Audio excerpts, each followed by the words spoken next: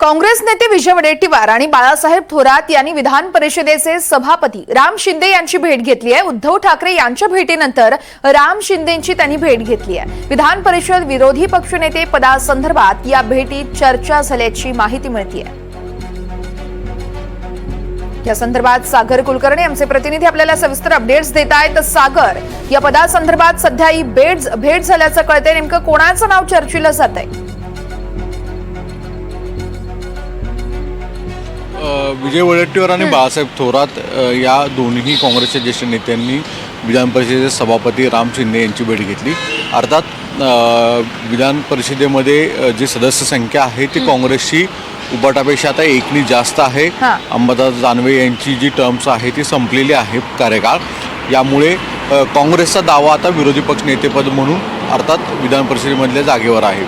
मग जागा जरी रिक्त झाली तरी देखील उबाटाचे प्रमुख असणारे उद्धव बाळासाहेब ठाकरे यांचा मात्र दावा यापूर्वी होता की बाबा त्यांच्याकडे हे पद कायम राखलं जावं, कारण की जर विधानसभेमध्ये भास्कर जाधवांची वर्णी लागत नाही तर अशा परिस्थितीमध्ये विधान परिषदेची जागा आहे ती तरी किमान उबाटाकडे राहावी। या सगळ्या दोन्ही ह्याच्यामध्ये आत्ता तरी एकमत होताना तुर्तास तरी दिसत नाही। या काँग्रेस पक्षनेते त्यांच्या वतीने आता काही वेळांपूर्वी उद्धव ठाकरेंची भेट घेतलेली आहे, आता सभापतींची भेट घेतलेली आहे।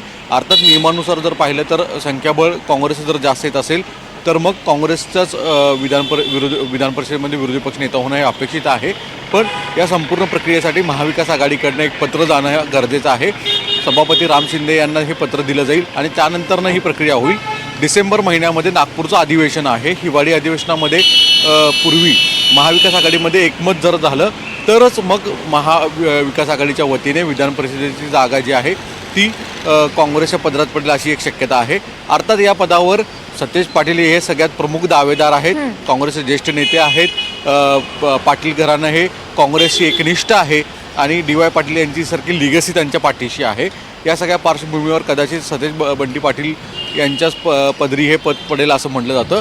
अर्थात अंतिम निर्णय हा सर्वेसर्वा दिल्लीतून राहुल गांधीच घेतील आणि त्यांच्याकडनं या नावावर ज्यावेळेस शिक्कामोर्तब होईल त्यावेळेस त्यांच्याबाबतची घोषणा अधिकृत होईल।